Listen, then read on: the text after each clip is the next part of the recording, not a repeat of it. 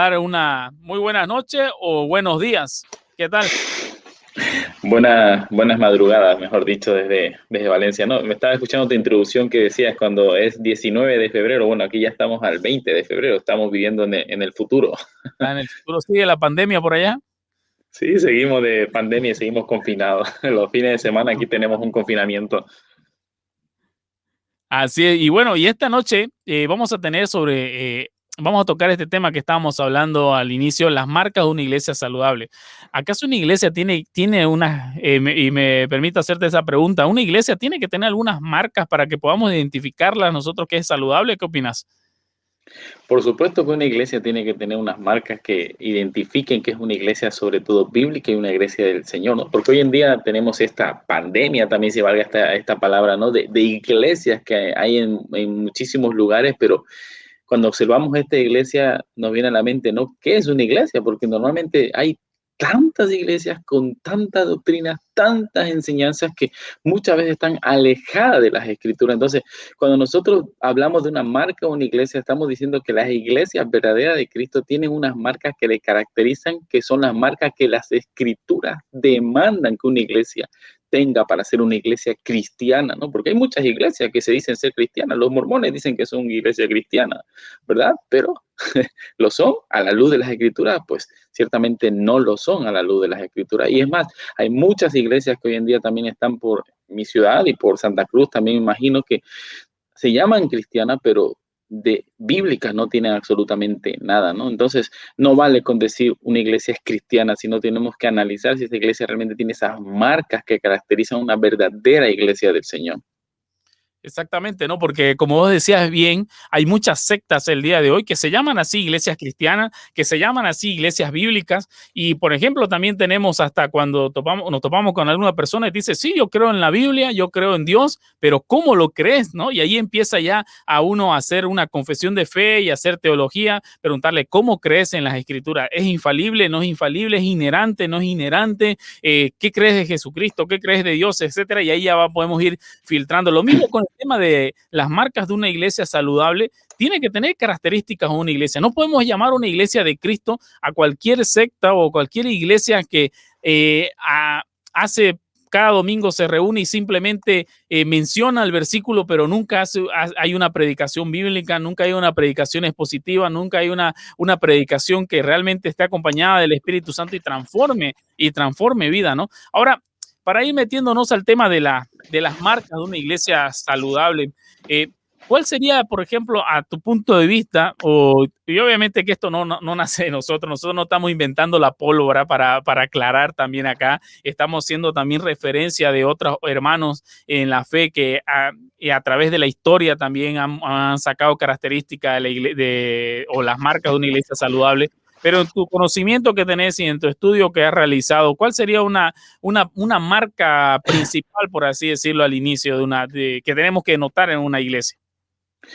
Lo que has dicho es una realidad, ¿verdad? Nosotros aquí no estamos inventando la pólvora, estamos hablando lo que ya otros hermanos en la fe han hablado, ¿verdad? Y quiero responderte a tu pregunta citando, ¿verdad? Este ministerio tan importante que ha bendecido a muchísimas iglesias, como es el ministerio de Neymar, ¿no? Y ellos en su primer punto de las 9 marcas que ellos dicen que una iglesia debe ser saludable. Es más, es cierto que después de ver estas 9 marcas, vamos a encontrar muchas más marcas, como por ejemplo puede ser la misión, las misiones, perdón, la oración y tal, pero dentro de las 9 marcas que ellos nos dicen que una iglesia debe ser, o las muestra que una iglesia es saludable, encontramos, por ejemplo, la predicación expositiva, ¿no? Y creo que esta es la base fundamental para que una iglesia sea sana, porque si no predica y no expone fielmente las escrituras, todo lo demás, todo el concepto de iglesia no estaría bien arraigada en unos fundamentos bíblicos, ¿no? Entonces, tal vez algunos de ustedes se preguntan, ¿y qué es la predicación expositiva? Pues como el mismo nombre lo dice,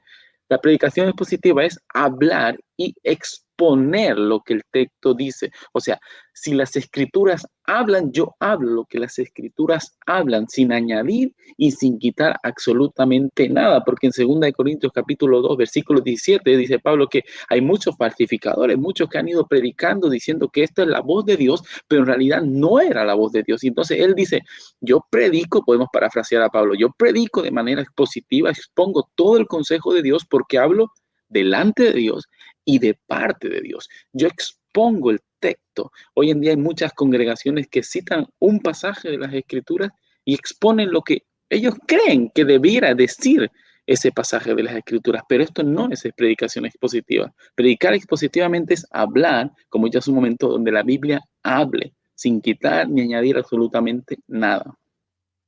Exacto, ¿no? Y este debe ser una marca realmente que debe a nosotros saltar a la vista cuando nosotros congregamos en una iglesia, pero también mucha de la culpa de no poder darnos cuenta de que una iglesia predica o no de manera expositiva es porque también nosotros pecamos de ignorancia, ¿no? No hacemos no profundizamos en el estudio de las escrituras y muchas veces también a veces es culpa de las iglesias porque lo llaman a sus miembros a leer la Biblia en un año o a leer la Biblia en cierta cantidad de tiempo, que está bien leer la Biblia, pero debemos de estudiar la Biblia, no solamente leerla, porque si no ahí caemos en un biblicismo donde citamos versículos porque sabemos, etcétera, pero nunca entendemos el significado, nunca sabemos el contenido de ese pasaje. Entonces la predicación expositiva, como estaba comentando, básicamente es decir lo que el texto dice, sin añadirle, sin inventarme nada. Obviamente que dentro de esa predicación expositiva entran algunas reglas también, entra la hermenéutica, entra la exegesis, etcétera, donde ya vos, el predicador elabora un sermón para transmitir lo que el autor original trató de decir a su audiencia original y obviamente pasando por el contexto, pasando por Cristo y luego aplicándolo a nuestra vida, ¿no? Porque a veces muchos sermones o muchas predicaciones saltan del texto a la aplicación directamente, ¿no? Porque se acercan a las escrituras y dicen, a ver, qué dice la palabra de Dios para mí? ¿Qué promesa tengo para mí? ¿Qué cumplimiento hay para mi vida? Pero sin embargo no se preguntan qué dice de Dios, qué quiere decir el autor primero en este pasaje que está citando, cómo este versículo cuadra con todo el capítulo y el capítulo con todo el libro y el libro con todas las escrituras, porque todas las escrituras tienen concordancia, todas las escrituras tienen un hilo conductor, todas las escrituras no se contradicen, podrán haber misterios, paradojas, pero no hay contradicciones. Entonces, la importancia de la predicación expositiva y bien que lo hemos mencionado y también este libro de Noé Mark lo pone como principal o como el número uno en realidad, es realmente importante, ¿no? Conocerlo, realmente importante que una iglesia predique de esta manera. ¿Y qué otra marca podríamos ver en una iglesia saludable?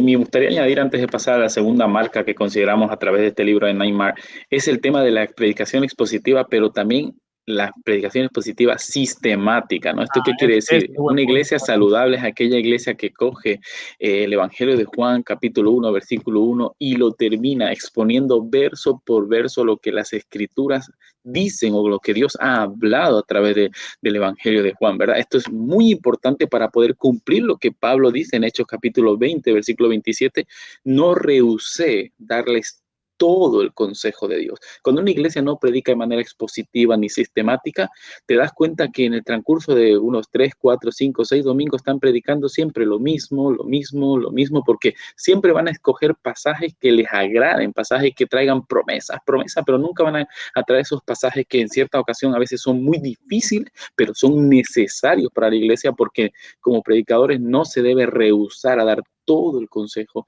de Dios. Y pasando al siguiente punto, podemos considerar también el tema de la teología bíblica. Una iglesia sana tiene una correcta teología bíblica. ¿Esto qué quiere decir?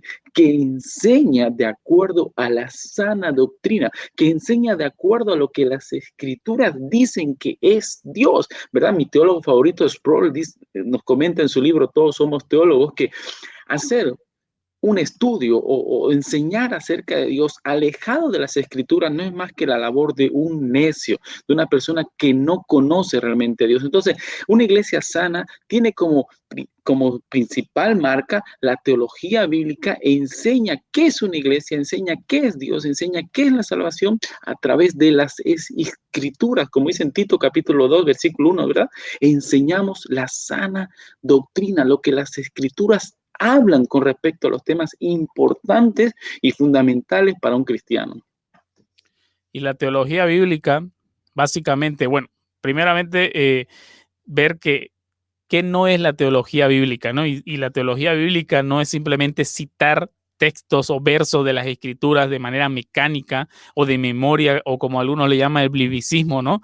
Entonces, la teología bíblica es algo también orgánico. ¿Qué quiere decir esto? A pesar de que haya algunas diferencias o discontinuidades entre el Antiguo y el Nuevo Testamento, hay una continuidad básica, hay un hilo conductor, hay lo que es una revelación progresiva de Dios que va cuadrando todo lo que el Señor ha dicho desde el Antiguo Testamento, en el Nuevo Testamento. Entonces, hay un tema primario de la Biblia, y que es la revelación de Dios en Cristo Jesús, y existe, Sí, ¿no? Una revelación progresiva, porque Cristo fue revelado a su tiempo y en su momento como el Señor así lo determinó. Podemos ver en Génesis 3:15 la semilla del Evangelio y después el Evangelio mismo con el Señor Jesucristo, ¿no? Entonces, es muy importante el tema de la teología bíblica, y más aún para los predicadores conocer la teología bíblica. Pablo le encarga a Tito enseñar lo que esté de acuerdo a la sana doctrina. ¿Eso qué quiere decir? Que enseñen lo que ya los profetas, los apóstoles han enseñado a través de las escrituras, ¿no? Entonces, la teología bíblica debe ser un compromiso por parte de aquel predicador o aquel persona que está a cargo de la predicación, de conocer al Dios de la Biblia tal como Él se ha revelado. Porque sabes que una de las cosas que podemos a veces darnos cuenta en realidad que hay en muchos púlpitos es el sentido de que no conocen a Dios. No mm, conocen a Dios, no conocen al Dios de las Escrituras, no conocen los atributos de Dios, no conocen quién es el Dios del Antiguo Testamento, que es el mismo Dios del Nuevo Testamento. Y como vos decías, hablábamos en la otra marca de la predicación expositiva, sacan textos, desmembrenan la Biblia, ¿no? Y simplemente buscan temas de acuerdo a lo que ellos ven conveniente, y no hacen, al no conocer de la predicación expositiva, no conocer la teología bíblica, no pueden hacer una predicación sistemática, verso por verso, capítulo por capítulo, llevando a su congregación a un mayor conocimiento de las escrituras. ¿Por qué? Porque ahí está obligado el pastor, como vos mencionabas, a predicar todo el consejo de Dios. No puede saltarse, no puede decir, vamos a estudiar el libro de de Timoteo, hermanos, y nos vamos a saltar los capítulos donde le dice que la mujer calle en la iglesia, porque eso puede causar división o problemas. No puede saltarse, porque eso está un cronograma que viene ahí, ¿no? Entonces, es realmente importante. Y usted que quizás no está escuchando y quiere hacerle un favor a su pastora de la iglesia, y regálele un libro de teología bíblica. Regálele un libro de teología sistemática, regálele un libro de teología histórica, pastoral, que son las cuatro ramas que podemos encontrar, de que las cuales se pueden desprender otras más, pero hágale ese favor, ¿no? Para que conozca qué es la teología bíblica y cómo se puede predicar de manera sistemática. Así que así es. continuando, José, me gustaría poder hablar un poco sobre qué otra marca más podríamos nosotros encontrar en una iglesia sana. Una de las marcas que también podríamos encontrar en una iglesia sana es que esta iglesia tiene un verdadero entendimiento bíblico de lo que es las buenas nuevas, de lo que es el evangelio, ¿verdad? Y esto parece algo que Básico. no tiene sentido, ¿no? Y si una iglesia es cristiana, una iglesia tiene un entendimiento bíblico del evangelio, pues lamentablemente esto no es así. Y tú decías hace un momento, ¿verdad?, que estáis regalando el libro de Ray Comfort, Dios tiene un plan maravilloso para tu vida, ¿verdad? Porque este es el evangelio que hoy en día la gente están predicando en sus iglesias, ¿no? Dios tiene un plan maravilloso para tu vida. ¿Y cuál es el plan maravilloso? Dinero, fama, casas, un mejor trabajo, una promoción en una empresa. Pero un entendimiento bíblico del evangelio no son estas cosas, no son cosas, sino que es un entendimiento de Cristo, de lo que Cristo hizo en la cruz del Calvario y por qué Cristo murió en la cruz del Calvario. Como dice en 1 Corintios capítulo 15, que el evangelio es la muerte y la resurrección de Cristo por nuestros pecados. Un entendimiento bíblico del evangelio mostrará que una iglesia realmente quiere predicar el verdadero evangelio de Cristo y no lo que el mundo o los corazones de las personas quieren oír o desean tener. Y si nosotros predicamos lo que el mundo quiere oír, ¿de qué luz o de qué sal sería la iglesia, verdad, en medio de esta generación? Porque el mundo les puede dar casa, el mundo les puede dar riqueza, les puede dar fama, pero el mundo no les puede dar el verdadero evangelio, que es que Cristo murió y resucitó para limpiarnos de nuestras maldades, de nuestros pecados.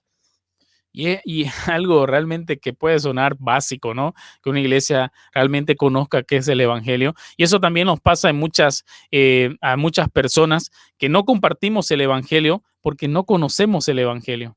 No conocemos el evangelio. Y Pablo, por ejemplo, habla en 1 Corintios 15 del 1 al 4, pero el verso 3 dice, perdón, verso 2, por el cual asimismo, si retenéis la palabra que os he predicado, sois salvos si no creéis y si no creísteis en vano, porque primeramente os he enseñado lo que asimismo recibí, que Cristo murió por nuestros pecados conforme a las Escrituras, y que fue sepultado y que resucitó al tercer día conforme a las Escrituras. Entonces, un entendimiento, como lo estabas mencionando, del Evangelio, de las buenas nuevas, es el corazón mismo del cristianismo. Por las buenas nuevas que Dios ha traído para el mundo no son de satisfacer tus necesidades o tus deseos carnales o tus necesidades en el sentido de prosperidad, de riqueza. Si bien Dios puede bendecir y puede darte estos recursos en su gracia, en su misericordia que Él tiene, pero eso no es el Evangelio. O sea, el Evangelio no es recibir satisfacer todas tus necesidades físicas. El Evangelio es conocer a ese Hijo amado en la eternidad que fue enviado al mundo a morir por su pueblo, ¿no? Y cómo nosotros podemos recibir esta salvación tan grande, las buenas nuevas de salvación, de conocer cómo era nuestra situación delante de un Dios 3 veces santo, pero hay una salida, ¿no? En Jesucristo. Es el Evangelio, es el Evangelio. ¿Qué tiene si toda la vida vivimos pobres? ¿Qué tiene si toda la vida no recibimos la sanidad que tanto anhelamos? Porque ¿qué sirve levantarte de tu silla de ruedas si con los 2 pies te vas a ir al infierno? Entonces, con un entendimiento realmente bíblico del Evangelio. Y esto, al conocer, y esto nos conecta a la siguiente marca también, José, un entendimiento bíblico de las buenas nuevas nos va a llevar también a ¿qué? A tener un entendimiento bíblico. No te estoy escuchando, perdón, voy a activar, tu micrófono está Sí, apagado. perdón. Sí, un entendimiento bíblico, las buenas nuevas nos va a llevar a un entendimiento bíblico de la conversión, ¿verdad? De cómo una persona realmente ha conocido o ha abrazado el evangelio que se le ha predicado, ¿no? Cuando a una persona se le predica, mira, esta es tu situación delante de un Dios santo, estás en una situación realmente trágica porque has pecado contra un Dios santo, santo, santo, y no tienes otra salida más que aferrarte al sacrificio expiatorio de Cristo. Entonces esta persona cuando realmente abraza esta verdad, ama esta verdad, entiende bíblicamente esta verdad, tiene un cambio radical en su vida. Realmente produce, como dice Mateo 3:8, frutos de arrepentimiento genuinos en su vida. Hoy en día vivimos, en España ya casi no, ¿no? Pero en Latinoamérica, en Estados Unidos también, como que el cristianismo es algo cultural, ¿verdad? Todos son cristianos. Todos son cristianos. Tú le preguntas a una persona, no, yo soy cristiano, pero ¿realmente han tenido una conversión verdadera? ¿Realmente han conocido verdaderamente al Señor? ¿Realmente han tenido frutos de arrepentimiento? Hoy en día las iglesias están más preocupadas en llenar sus asientos que en tener verdaderos convertidos, de tener verdaderos creyentes, ¿no? Dentro de sus puertas, ¿no? Y entonces una persona que ha entendido bíblicamente la conversión produce frutos de arrepentimiento. Una iglesia que predica el verdadero evangelio produce a través del poder de la palabra de Dios, a través del Espíritu Santo, que personas realmente se arrepientan de sus pecados y hagan como Zaqueo, por ejemplo, en Lucas capítulo 19, reconozcan su maldad e intenten resarcirse de estas cosas, no hagan frutos de arrepentimiento. No vale simplemente con yo repetí una oración, no vale con simplemente no, yo voy a una iglesia todos los domingos, no, sino que realmente tu vida debe ser el reflejo de que tú te has convertido, te has arrepentido de tus pecados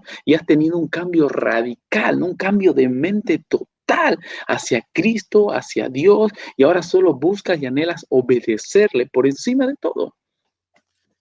Creo que lo has dicho muy claro, muy claro, y quiero resaltar la parte donde dijiste de cristianismo cultural. Así como en una época atrás todos eran católicos romanos, ahora creo que vos levantás una pequeña encuesta o preguntás a gente y todos son cristianos, todos creen en Cristo, todos creen en Dios, pero después cuando vas viendo cómo es su estilo de vida, vas viendo cómo ellos realmente se comportan, los frutos de arrepentimiento como lo estábamos mencionando. Si bien el cristiano y la religión cristiana es la única en el mundo que uno puede ser es salvo por gracia y misericordia solamente, pero esta salvación tan grande depositada en nosotros genera un cambio radical en nuestras vidas y genera también que nosotros mostremos frutos de arrepentimiento. No por eso dice Efesios capítulo 2, si no me equivoco, el versículo 10, que somos hechura suya preparados para buenas obras, la cual él preparó de antemano para que andemos en ellas y llevamos una vida de agradecimiento por lo que él ya ha realizado en nuestra vida, entender esta conversión, entender realmente que haber sido nacido de nuevo por por obra del Espíritu Santo nos va a llevar a vivir una vida en santificación, porque Filipenses 1:6 dice, el que comenzó la buena obra la perfeccionará en sus vidas y continuará andando en los caminos del Señor. Como decía, hay mucha gente que dice, soy cristiano, pero no se congrega, no estudia las escrituras, no ora, no tiene frutos de arrepentimiento, pero cree que si el día de mañana le va a tocar partir, va a estar en la presencia del Señor, simplemente porque un día quizás levantó la mano o pasó al frente y dio permiso a Jesucristo para entrar a su corazón. Y en mucho se basa eso. Yo no dudo que en la soberanía del Señor haya personas que de manera honesta hayan hecho aquello y hayan sido salvos, pero si tu conversión o tu nacimiento de nuevo se basa en eso, realmente hay que preocuparse. Realmente hay que preocuparse. Y realmente si vos ves tu vida de un año atrás y al día de hoy y no has crecido en conocimiento del Señor, no has madurado un poco por lo menos en la fe, hay que preocuparse también. Hay que preocuparse qué tipo de cristianismo estás llevando, qué tipo de cristianismo estamos llevando. Entonces, esto también, José, y se conecta porque estos puntos que estábamos viendo se va a conectar también con otro que es muy importante también dentro de la iglesia, ¿no? Así es, ¿no? Yo hubiese puesto este punto como el punto 4, pero bueno, nadie más lo ha puesto como el punto número 5, ¿no? Que es el entendimiento bíblico del evangelismo, ¿verdad? Muchas iglesias hoy en día se jactan de salir a las calles a evangelizar, de colocar letreros, de poner a sus jóvenes con un letrero, Jesús te ama en los semáforos, pero realmente esto es el evangelismo, realmente esto es un entendimiento bíblico de lo que es el evangelismo. Recuerdo yo, lamentablemente, la primera vez que oí el evangelio, se me predicó un evangelio de un Dios como un genio de la lámpara, ¿verdad?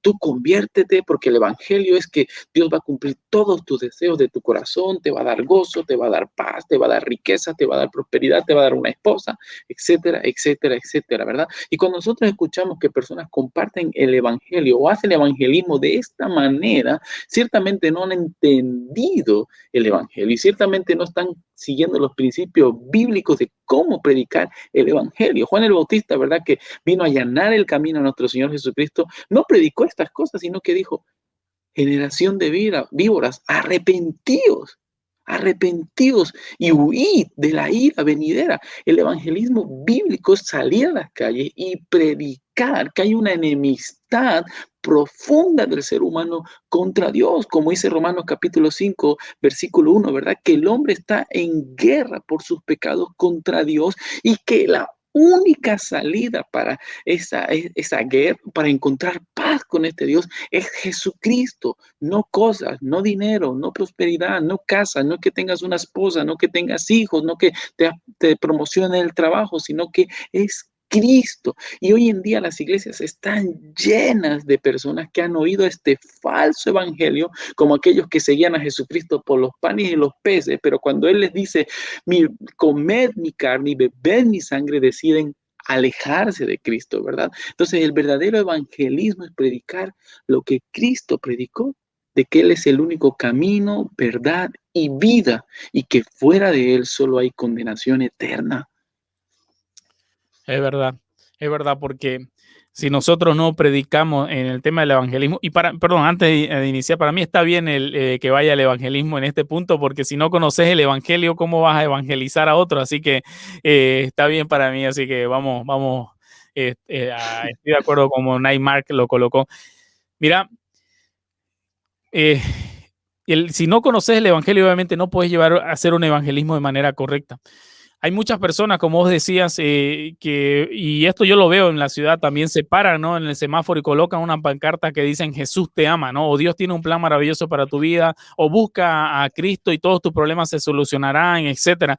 Y esto no es una verdad, no es una verdad bíblica, porque el evangelismo no parte de esa manera y tenemos muchos ejemplos para desmoronar todo este tipo de estrategia que se hace en el tema de evangelismo. No encontramos ningún pasaje en las escrituras que lo haga de esa manera. Cuando Pedro da su magistral discurso en Hechos capítulo 2, no les menciona nada de estos asuntos a ellos. Les muestra su pecado, les muestra lo que hicieron al Hijo Santísimo de Dios, y al final estas personas son compungidas en el corazón porque ellos ven, movido por el Espíritu Santo, ven que han transgredido totalmente la ley de Dios, y ellos, al oír esto, dice el versículo 37 del capítulo 2 de Hecho, se compungieron de corazón y dijeron a Pedro y a los otros apóstoles: varones, hermanos, ¿qué haremos?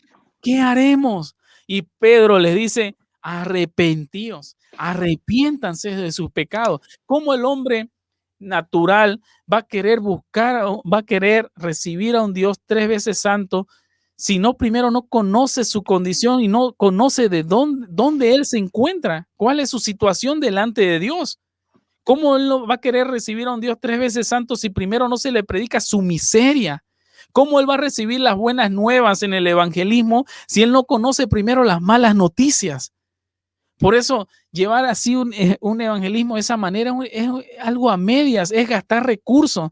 Yo no dudo de las buenas intenciones del corazón de las personas que realizan aquello, porque lo hacen con una intención buena, pero estamos malgastando recursos, estamos realmente usando recursos en vanos. Había un predicador que decía: se ha ganado más almas para Cristo compartiendo una taza de café que las miles de campañas evangelísticas que se hacen hoy en día, ¿no? Porque realmente es la verdad, la mejor manera, y una de las cosas que me encanta a mí hacer es charlar de manera individual. ¿Por qué ir a las masas? ¿Por qué ir pararme en un semáforo y que pasen mil micros durante toda la mañana, pero no realmente predicarle hacer un evangelismo de manera correcta? Preferible uno por uno, charlando de manera tranquila y exponiéndole lo que es el evangelio, ¿no?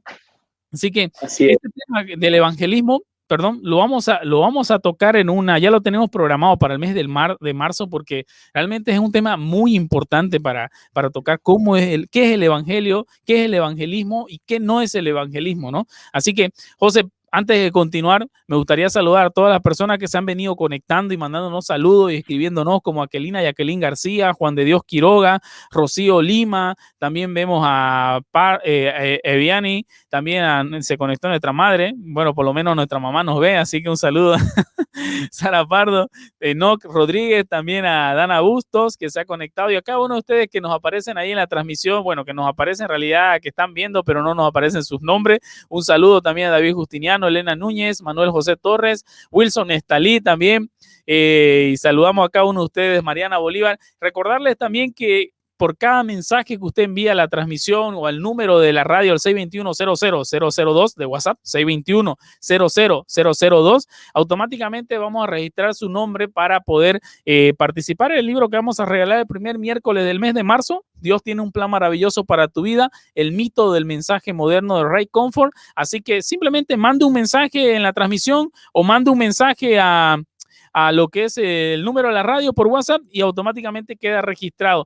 Esto aplica solamente para personas que radican en Bolivia, ¿no? Porque si en cualquier departamento que usted radique, se lo vamos a poder enviar el libro. Así que, José, ¿querías decir algo o continuamos? Así es, ¿no? El tema del evangelismo también es muy importante que, obviamente, lo primordial, entender cómo se debe hacer evangelismo, pero también comprender un poco el contexto en la ciudad en la que vivimos, ¿verdad? Es tan importante ver, por ejemplo, bajo mi experiencia, ¿no? Cuando he podido viajar a Santa Cruz, Bolivia, salir por las calles a predicar el evangelio, es algo maravilloso, es algo que la gente lo recibe, ¿verdad? Con brazos abiertos, te escucha, hasta algunos dejan que ores por ellos, ¿verdad? Pero viendo el contexto que yo vivo ahora aquí en Europa, en Valencia, es muy difícil hacer esto. Es más, yo una vez lo intenté hacer aquí y la policía vino y me dijo que yo estaba causando desorden público.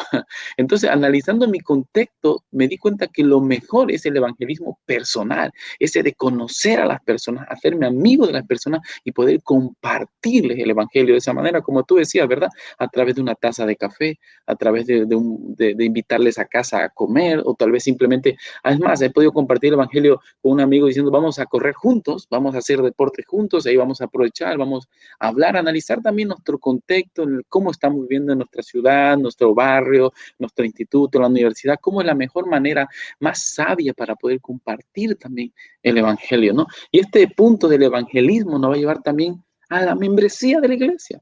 La importancia de que una iglesia considere que debe ser fundamental tener una membresía establecida. Hoy en día, en muchos lugares, ¿verdad? Se considera miembro una persona porque simplemente ha ido tal vez 10, 12 o 15 reuniones que ellos han tenido en el transcurso de los domingos y ya se le considera miembro, pero en las escrituras no vemos que se le considere miembro de una iglesia a una persona con simplemente haber asistido, ¿verdad? Vemos en el Evangelio de Juan que muchos de los que estaban siguiendo a nuestro Señor Jesucristo desde capítulo 3 con Nicodemo, al final terminan abandonándolos y seguramente estaban muchísimos días con él, pero al final demostraron que no eran creyentes. Entonces, una persona o una iglesia que considere como un punto fundamental la membresía debe analizar a aquellas personas que entran dentro de la iglesia, porque debemos ser muy cuidadosos nosotros también a la hora de llamar hermano a alguien. Debemos analizar su vida, si ha comprendido el evangelio, si ha tenido una verdadera conversión para poder incluirlo dentro de la iglesia de Cristo. Todos son bienvenidos a la iglesia, pero sabemos por experiencia que no todos se convierten al cristianismo, pero ahí está la labor de la iglesia, esa labor fundamental de reconocer a los verdaderos creyentes, reconocer a sus miembros. Y también esto es algo fundamental porque los que están dirigiendo la iglesia, los pastores van a dar cuenta de las ovejas de la iglesia, no van a dar cuenta de los domingueros, y hay muchos domingueros, lamentablemente, no van a dar cuenta de aquellos que vienen a visitar una vez sí, una vez no, sino que van a dar cuenta de los miembros de la iglesia. Y por tanto es tan importante saber quiénes son miembros de la iglesia. Exactamente, ¿no? Y a veces se peca en el sentido de que porque llegó una persona con algún talento, ya y para atraparlo y para que no se vaya, darle algún ministerio, darle alguna responsabilidad, ministerio entre comillas, ¿no? Porque eso de ministerio también es otro tema para hablar, pero darle alguna responsabilidad en la iglesia para así retenerlo, ¿no? Pero sin primero no haber pasado un periodo de prueba. Y aquí, por ejemplo, nosotros aclaramos que no dudamos que la conversión que haya recibido en su corazón sea honesta y sea verdadera, pero nosotros no conocemos el corazón de la persona y no conocemos el futuro. Entonces, aquella persona debe ser primero probada, debe ser primero, ¿cómo se llama? Examinada para ver si realmente su conversión es genuina y pasado un tiempo determinado, que eso ya lo determina cada iglesia de acuerdo a cómo ellos ven conveniente, si son 6 meses, 1 año, 2 años, obviamente invitarlo a aquella persona a que haga una clase de membresía en la iglesia para poder conocer más a profundidad lo que la iglesia profesa y que también no se encuentre así con sorpresa, ¿no? Y diga, oh, yo no sabía que esta iglesia creía de esta manera y me termino yendo, ¿no? Antes de declararlo miembro, porque una persona que dice, yo soy miembro de tal iglesia, cuando se presenta en algún lugar, de manera implícita está siendo como un embajador de esa iglesia, ¿no? Y lo que esa persona diga o crea en alguna reunión que tenga con X persona, todas esas personas van a creer que la iglesia de esa manera también profesa, ¿no? Y cree. Entonces hay que ser cuidadoso con esto, no hay que tomarlo a la ligera, hay que realmente filtrar, hay que realmente examinar, así como también nosotros se examina quiénes son los que postulan para ser ministros, también se puede examinar a aquellos que quieren ser parte de la iglesia local, para que también una de las cosas importantes es que conozcan sus responsabilidades dentro de la iglesia y que también conozcan cuáles son sus beneficios que tienen dentro de la iglesia. Un gran beneficio que tiene es, por ejemplo, el bautismo, la cena del Señor, compartir con los hermanos y las responsabilidades que muchos dejan de lado es orar por los hermanos, visitar a los hermanos, porque eso no es solamente responsabilidad del pastor de la congregación o de los pastores, es de cada uno que es parte del cuerpo de Cristo de la iglesia, conocer sus responsabilidades, conocer sus beneficios y y estar de acuerdo que lo que la iglesia profesa para que así juntos caminar hacia lo del tema, bueno, caminar hacia la ciudad celestial, ¿no? Así que esto también, José, nos va a conectar a cuando ya una persona es miembro de una iglesia, hay también ciertas cosas que van a suceder dentro de la iglesia y que en alguna situación de nuestra vida vamos a llegar quizás a tener, como el tema de la disciplina, ¿no? Así es, ¿verdad? Y aunque hoy en día el tema de la disciplina eclesial, la disciplina de iglesia está muy mal visto, ¿verdad? Porque se ha introducido también dentro de las iglesias esa errónea idea de no juzgar, ¿no? No debemos juzgar porque solo Dios puede juzgarnos a nosotros, ¿verdad? Pero nosotros encontramos en las Escrituras, en Mateo 18, por ejemplo, que la disciplina de la iglesia, una correcta o un correcto entendimiento, mejor dicho, de la disciplina de la iglesia es una marca de una iglesia saludable, porque la disciplina en la iglesia nunca está destinada para hacer daño, nunca está destinada para humillar a la persona, sino que está destinada primeramente por amor a la persona que está cometiendo un pecado de manera deliberada y para llevarlo al arrepentimiento. Pero un correcto entendimiento de la disciplina en la iglesia va a llevar a las personas, si así el Señor lo quiere, a un arrepentimiento. Y disciplinar a una persona no es simplemente apartarlo, como tú has dicho, ¿verdad? De un ministerio, entre comillas, apartarlo y sentarlo tres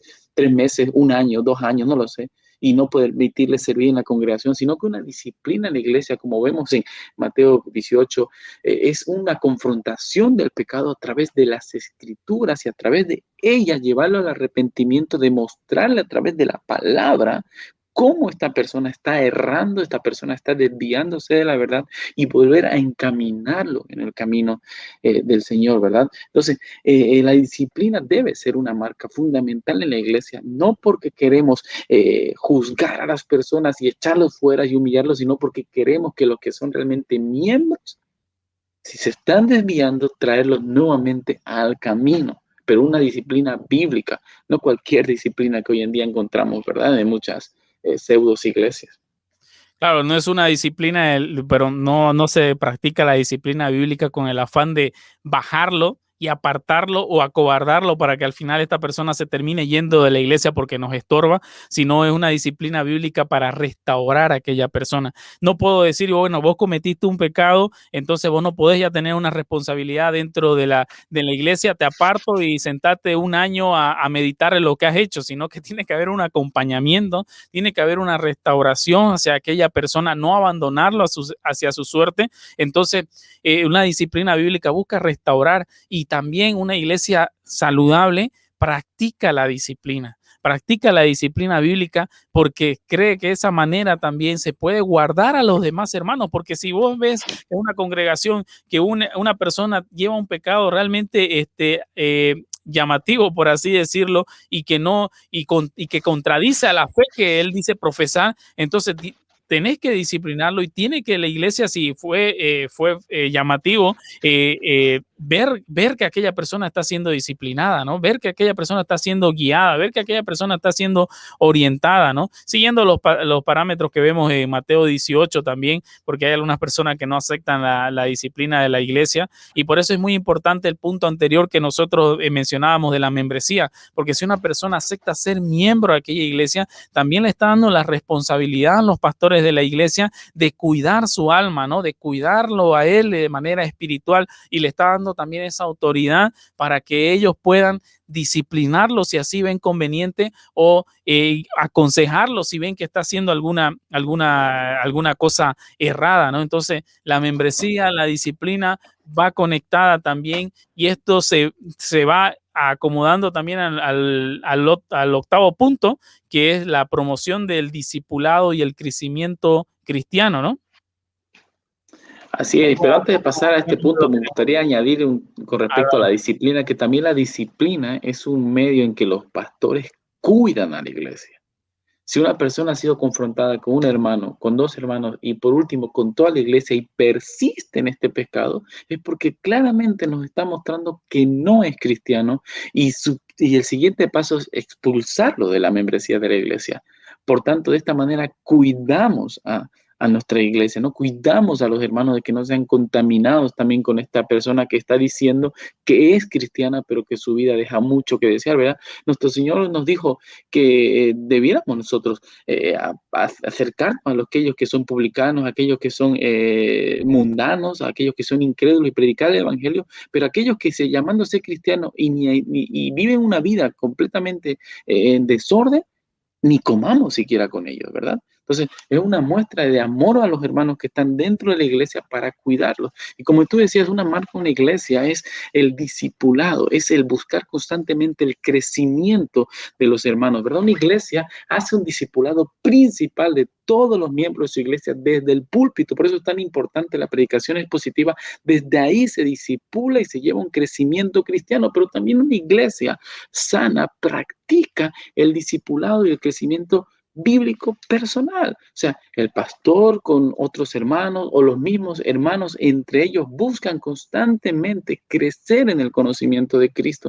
Yo me alegro tanto cuando estoy aquí en la congregación y escucho que hermanos simplemente se reúnen para leer, para estudiar las escrituras. Es más, nosotros como iglesia también nos preocupamos de no solamente traer la predicación expositiva todos los domingos, sino que también todos los miércoles llevar un estudio profundo de las escrituras para que los hermanos puedan conocer más y puedan crecer. Cuando organizamos reuniones de jóvenes, no los organizamos porque queremos que ellos jueguen, no los organizamos porque queremos que ellos vean la última película cristiana que ha salido, sino porque queremos que ellos también profundicen en las escrituras, porque los jóvenes no necesitan entretenimiento, lo que necesitan es la doctrina y la doctrina de Cristo. Y esto es lo único que va a llevar a un crecimiento hacia la madurez cristiana y va a mostrar que una iglesia está preocupada por las personas de que conozcan verdaderamente a Cristo.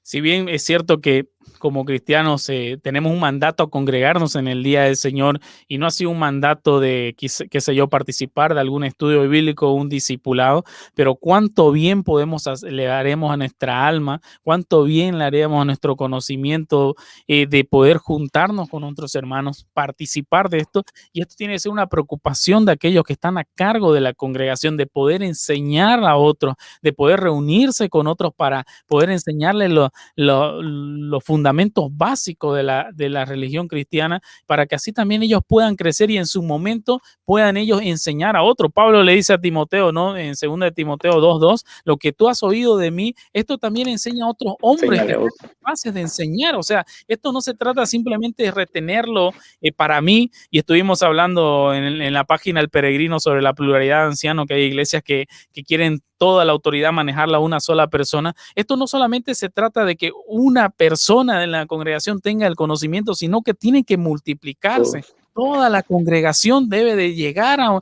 la estatura de Cristo, al conocimiento de Cristo. En esto consiste en la vida eterna, le dice Jesucristo en su oración al Dios Padre, que te conozcan a ti, al único Dios verdadero, y a tu Hijo, al quien tú has enviado. En esto consiste. ¿Y cómo podemos conocer al Dios de las Escrituras? Estudiando la palabra del Señor.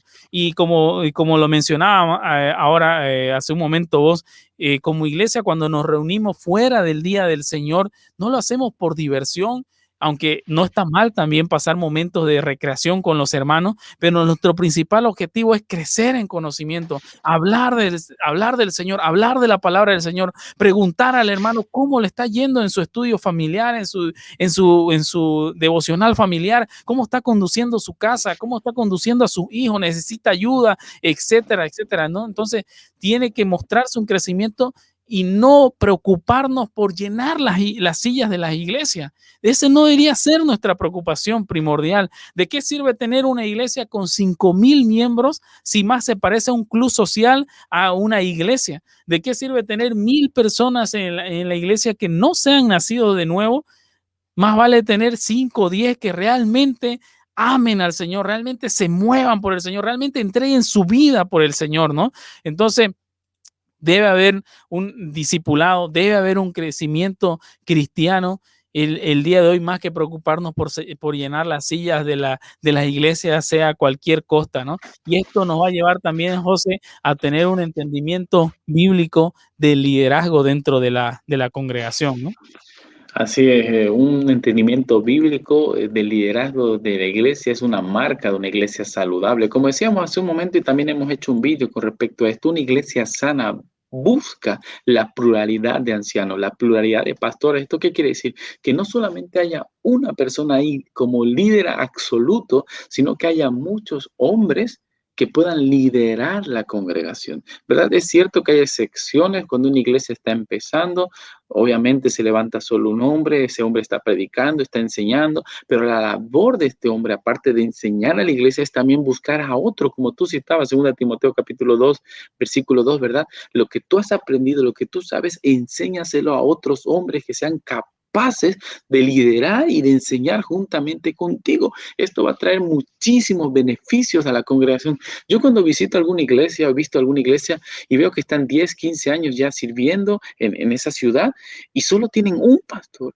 Y no hay más ancianos a su lado, no hay más pastores a su lado. Yo me preocupo realmente de qué está pasando aquí, porque la marca de una iglesia saludable es que haya varios hombres guiando a la congregación. Y esto es de mucho beneficio, no solamente para la vida personal del pastor, porque podrá descansar un poco más a nivel espiritual, a nivel físico, sino para la iglesia en general, porque no tendrá solamente a un hombre que los lidere, sino que tendrá 3 o 4 hombres que los lidere capacitados para aconsejar, para enseñar, para predicar, para instruir a través de las escrituras. Por tanto, una iglesia sana, tú que me oyes, busca y anhela tener una pluralidad de ancianos.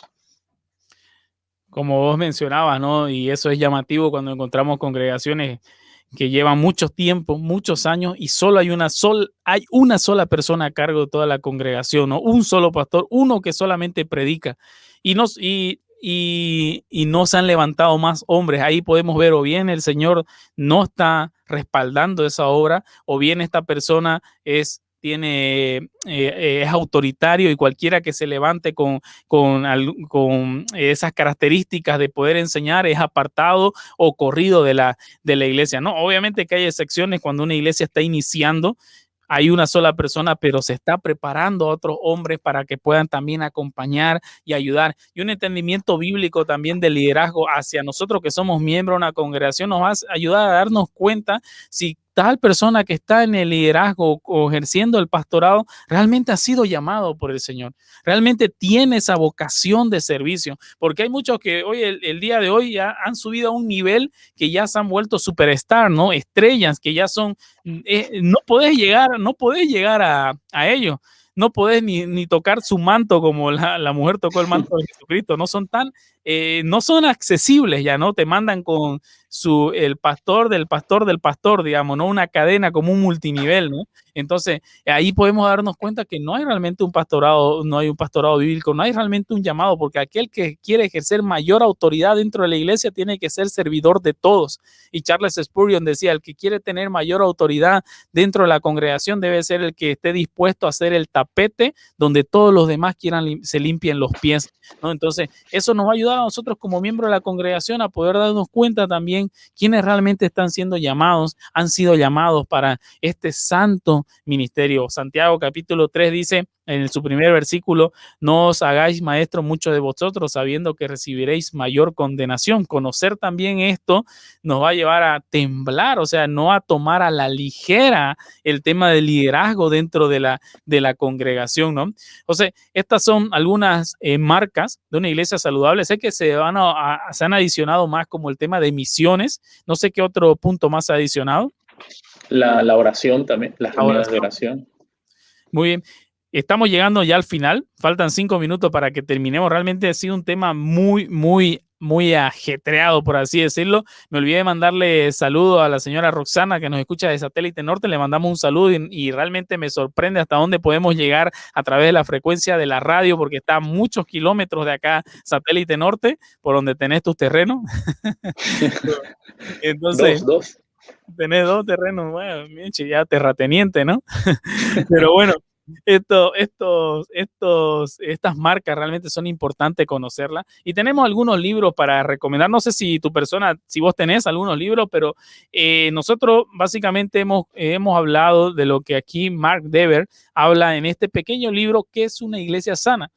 en realidad estos 9 puntos están divididos en 9 libros, si no me equivoco, ¿no? Sí. Este es un resumen, pequeño resumen de los 9 libros que hay de qué es una iglesia sana, donde tocan los temas que hemos hablado: predicaciones positivas, teología bíblica, membresía, discipulado, evangelismo, etcétera, ¿no?